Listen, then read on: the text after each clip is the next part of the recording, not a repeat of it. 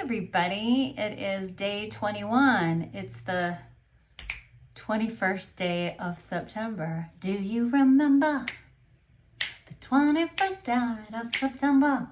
All right, sorry, I had to go there. So yes, I'm still reviewing and editing my book, which is going fine. And I thought one of the things that I had to do in the last few days was I needed to write a new bio for myself for the Women's Breakfast event. And it's been I have to put bios, a whole little paragraph about myself every time I start a new class in grad school. But it's pretty straightforward and a little bit boring.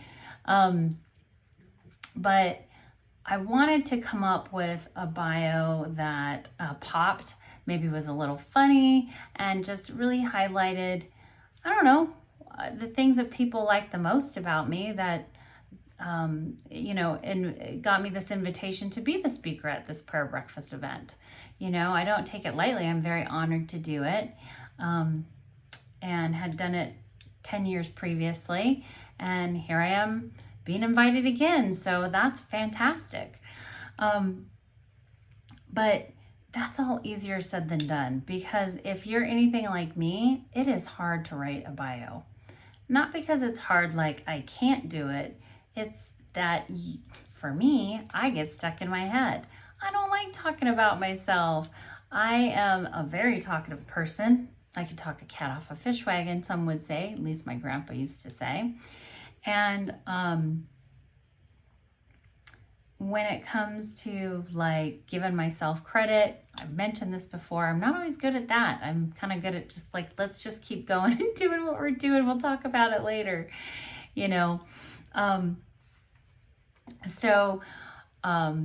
but I have, written bios before and done so successfully, but I thought, what could I do differently, or how could I get out of my head? So I thought, since I was able to successfully accomplish this yesterday, and it turned out quite good, I thought maybe I would share some tips, because maybe you're a writer or a speaker, or you just want to have a really poppin' bio or background about yourself on a website, or maybe tips for a resume. I don't know. But here's some things that I came up with. One, writing a bio is like Ugg City, as I mentioned. And usually it's because you don't want to sound like you're bragging, or you don't like talking about yourself, or mentioning your best attributes just makes you uncomfortable. So, and then you end up getting stuck. So I kept like having these fits and starts with writing this bio because of all these reasons, and totally knew I was in my head, totally couldn't shake it. I've coached people about, getting out of their head in such a way, but I was totally in mine. I don't coach from perfection or speak from a place of perfection. My book is called Grace in Progress, Prayers for the Beautifully Broken, because I'm not perfect. So that being said, one way you can get started on writing a good bio for yourself is making a list of your accomplishments, and even making a list of jobs that you've held that most influenced what your philosophy is today. What makes you you?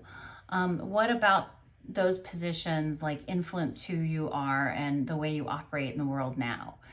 For me, for example, when I was 19, I took a position with the Hawthorne Police Department as a police service officer. So I was a non-sworn officer in the field, no gun, not a regular cop. I was too young. It's a job you can take when you're like 18 or 19, and I took it at 19.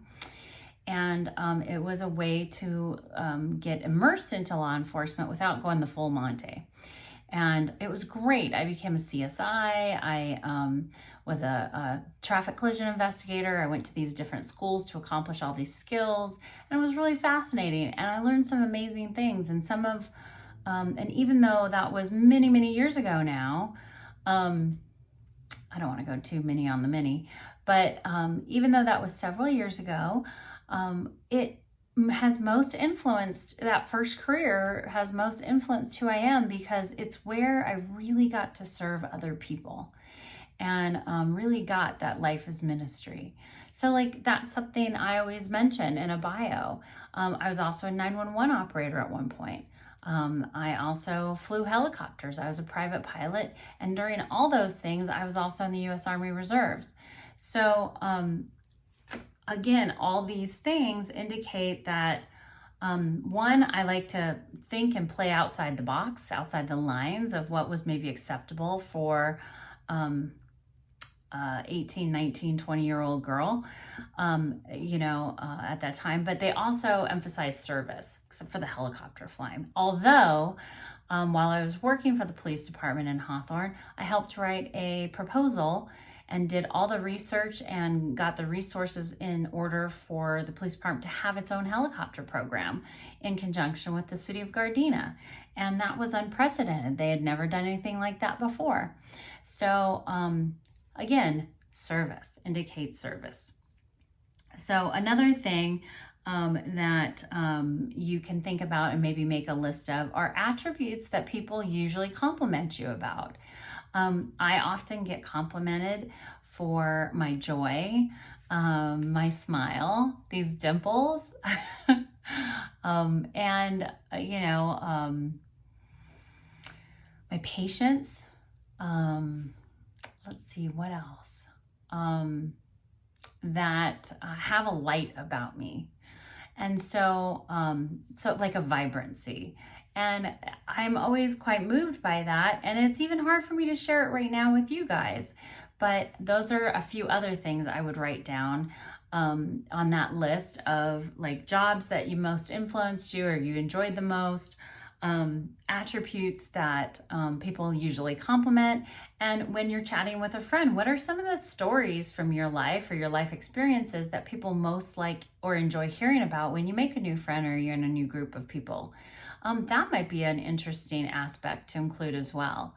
So, or what are, 3 most interesting things about you? For me, again, flying helicopters, being a private helicopter pilot at one time. Goodness, right now I like roller skating, and I don't think everybody roller skates, but it's kind of an interesting thing I'm doing right now. And for a long time, I've taught dance fitness classes.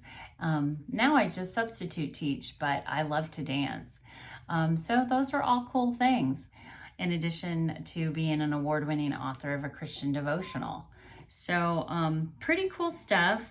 But those are all things that you can list and then start to craft into a bio that might make you feel better about writing about yourself. Now, if you still can't get out of your head, at the end of the day, once you make all these lists, if you're still having a hard time accepting what a badass you are, what I would suggest is sitting down and writing it as though you're writing it for someone else, for a friend that you dearly love, because you should dearly love yourself, and you should be able to get out of your own way and get her done.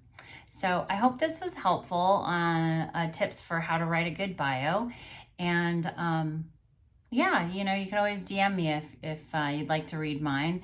I'll probably update my website in the next few weeks and probably get it up there. But if not, good luck with that, and talk to you soon.